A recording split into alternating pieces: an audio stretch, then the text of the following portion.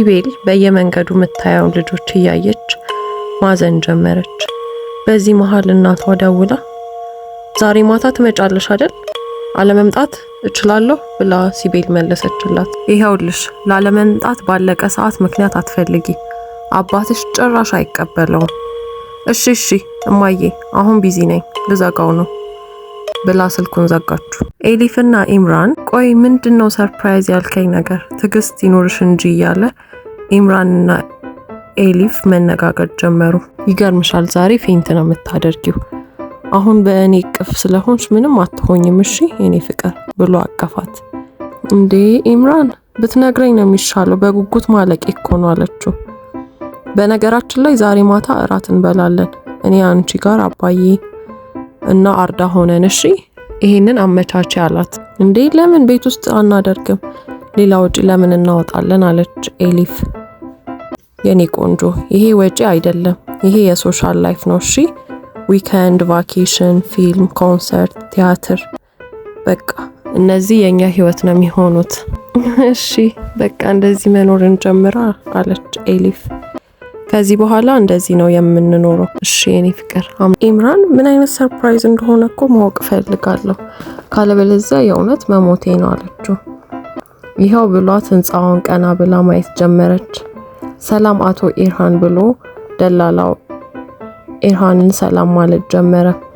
እሷ እጮኛዬ ናት ብሎ አስተዋወቀው። አንድ ቤት ውስጥ ገብተው ኢርሃን ቆይ እንዴት ነው በጣም እኮ ነው የሚያምረው እንዴት ተቻለ ብላ ኤሊፍ በጣም በግርምት ቤቱን ማየት ጀመረች።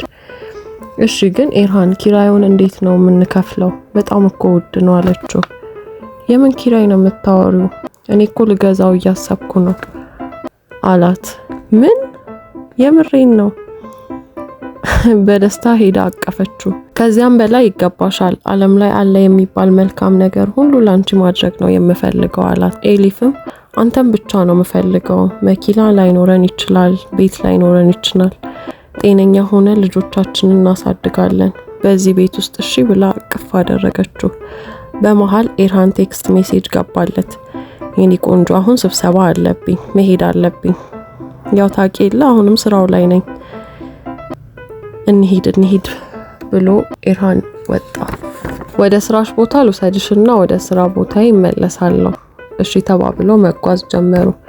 ኢርሃን በስብሰባ ክፍል ውስጥ እንዴት ናችሁ ብሎ ተቀላቀላቸው። ከጓደኛው ጋር ሆኖ ቤቱን ወደደችው አይገልጽም፣ ራሷን አታውቅም አለው ኢርሃን። ጓደኛውም እኔ ለራሱ እውነት ነው ወይስ ህልም ነው እያልኩኝ በየ2 ሰዓቱ ነው የምነቃው ሌሊት ብታይ።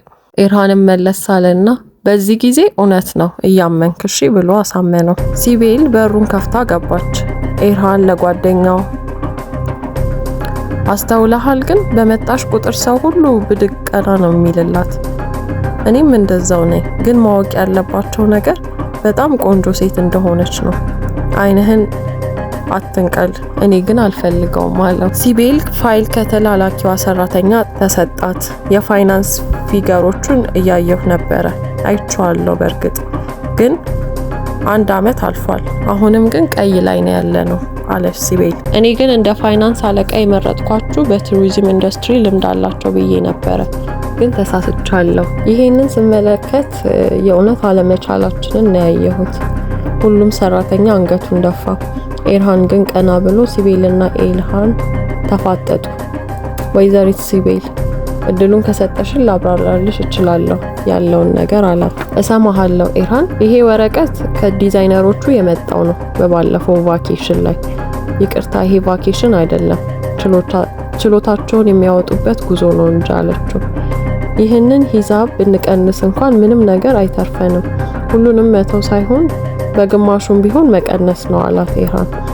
ከሆቴሎቻችሁ አንዱ ጋር ማረፍ ይቻላል፣ በዛ ላይ አስፈላጊ ወጪዎችንም አሉ ወይዘሪት ሲቤል። ሁሉም ደንግጠው ቀና ብለው አዩ በኢርሃን ማውራት። እሷ በኢርሃን ፕሮፖዛል ተደንቃ ይህንንም ቀደም ብለህ ነበር ማቅረብ የነበረብህ አቶ ኢርሃን አለች። ወረቀቱንም መለሰችለት። ኢርሃንም ሞክሬያለሁ ግን ምንም ፍላጎት አልነበረሽም። የኢርሃን ጓደኛ በዚህ መሃል ለሚመጣው የ10 ዓመት እቅድ አለን፣ እርሱን ልንገርሽ አላት። መቀጠል ትችላለህ ብላ ሲቤል ማዳመጥ ጀመረች። በዚህ መሃል ኤርሃንን ሰረቅ አድርጋ አየች።